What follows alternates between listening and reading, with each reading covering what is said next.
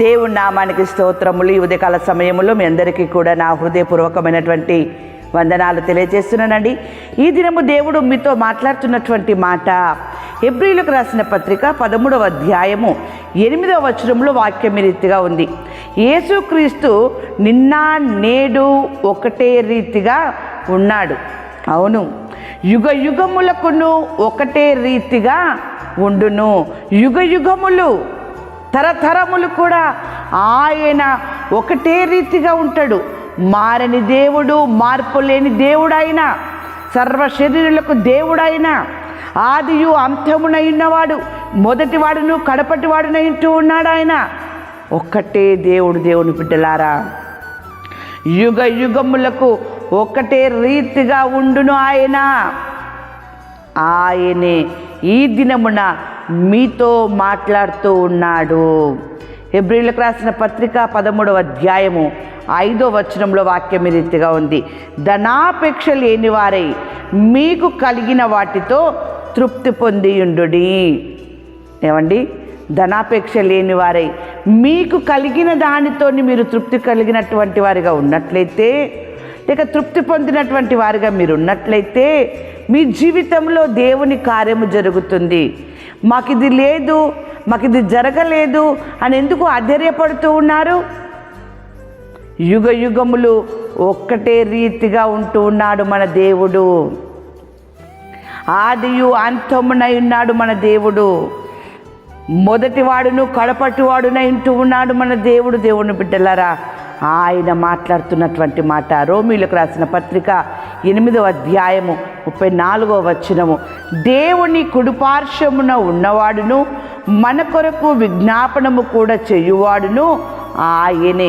ఎవరైతే యేసుక్రీస్తు నిన్న నేడు ఒకటే రీతిగా ఉంటూ ఉన్నాడో, యుగ యుగములకును ఒకటే రీతిగా ఉండునో, ఆ యేసుక్రీస్తే, ఆ రక్షకుడే దేవుని కుడిపార్శ్వమున ఉన్నవాడును మన కొరకు విజ్ఞాపన కూడా చేయువాడును కూడా ఆయనే.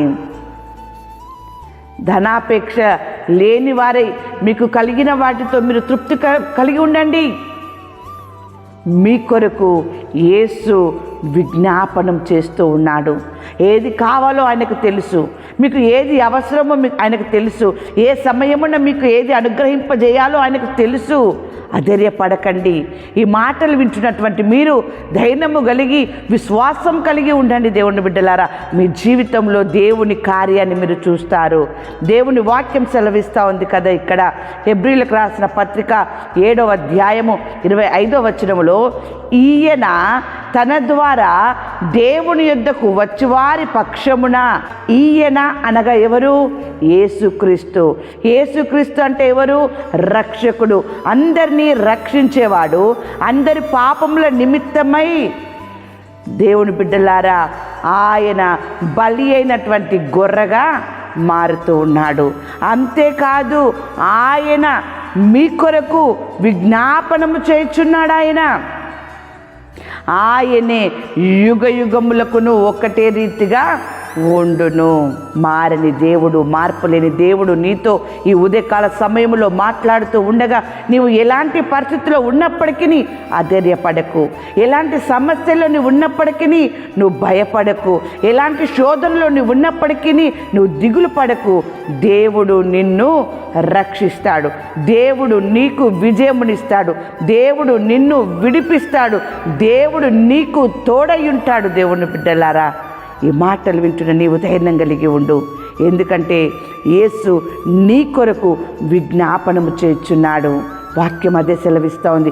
ఈయన తన ద్వారా దేవుని యొద్దకు వచ్చువారి పక్షమున విజ్ఞాపనము చేయుటకు నిరంతరము కూడా జీవించుచున్నాడు. ఎంత అద్భుతమైన మాట! నీ కొరకు, నా కొరకు, మనందరి కొరకు ఆయన మరణము లేని వాడుగా ఈ లోకంలో జన్మించాడు. మరణము లేని వాడుగా ఆయన మరణాన్ని జయించి తిరిగి లేచి ఆయన నిరంతరము కూడా జీవించుచున్నాడు. దేవుని బిడ్డలారా, ఆయన ఉన్నాడు నీకు. ఆయన యేసు, ఆయనే రక్షకుడు, ఆయనే క్రీస్తు, ఆయనే ఇమ్మానుయేలు. దేవుని బిడ్డలారా, అంత గొప్ప దేవుణ్ణి కలిగి ఉన్నటువంటి నీవు ధైర్యం కలిగి ఉండలేవా? ఎందుకు పిరికివారిగా మీరు ఉంటున్నారు? ఎందుకు భయపడుతూ ఉన్నారు?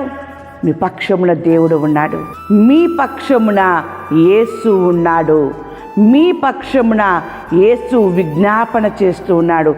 మీ పక్షమున ఉన్న ఆ యేసు, విజ్ఞాపన చేస్తున్న ఆ యేసు సంపూర్ణముగా రక్షించుటకు శక్తిమంతుడై ఉన్నాడు. ఎంత అద్భుతమైన మాట! ఆయన మిమ్మల్ని సంపూర్ణంగా రక్షించుటకు, విడిపించుటకు ఆయన శక్తిమంతుడై ఉన్నాడు. శక్తిమంతుడై ఉన్నటువంటి ఆ యేసు మాటలను మీరు వింటూ ఉన్నారు. ఇప్పుడు దేవుని బిడ్డలారా, వాక్యం సెలవిస్తూ ఉంది కదా, తెస్సలోనీయులకు రాసిన మొదటి పత్రిక 2వ అధ్యాయము 13వ వచనంలో వాక్యం ఈ రీతిగా ఉంది. ఆ హేతువు చేతను మీరు దేవుని గూర్చిన వర్తమాన వాక్యము మా వలన అంగీకరించబడినప్పుడు మనుషుల వాక్యమని ఎంచక అది నిజముగా ఉన్నట్టు దేవుని వాక్యమని దానిని అంగీకరించితిరి గనుక మేమును మానక దేవునికి కృతజ్ఞతాస్తుతులు చెల్లించుచున్నాము. పౌలు గారు మాట్లాడుతున్నటువంటి మాట. ఈరోజు మీరు వింటున్నటువంటి మాటలు, మీరు వింటున్నటువంటి బోధ, మీరు వింటున్నటువంటి వాక్యము దేవుని వాక్యమది. ఆ రీతిగా మీరు ఎంచినట్లయితే ఆయన సంపూర్ణముగా మిమ్మల్ని రక్షించుటకు శక్తిమంతుడై ఉన్నాడు. ఉదయకాల సమయంలో దేవుడు మీతో మాట్లాడుతున్నటువంటి మాట, దేని నిమిత్తమే మీరు బాధపడుతున్నారో, దేని నిమిత్తమే మీరు దిగులు పడుతున్నారో, కానీ ఈరోజు దేవుడు మీతో మాట్లాడుతున్నాడు.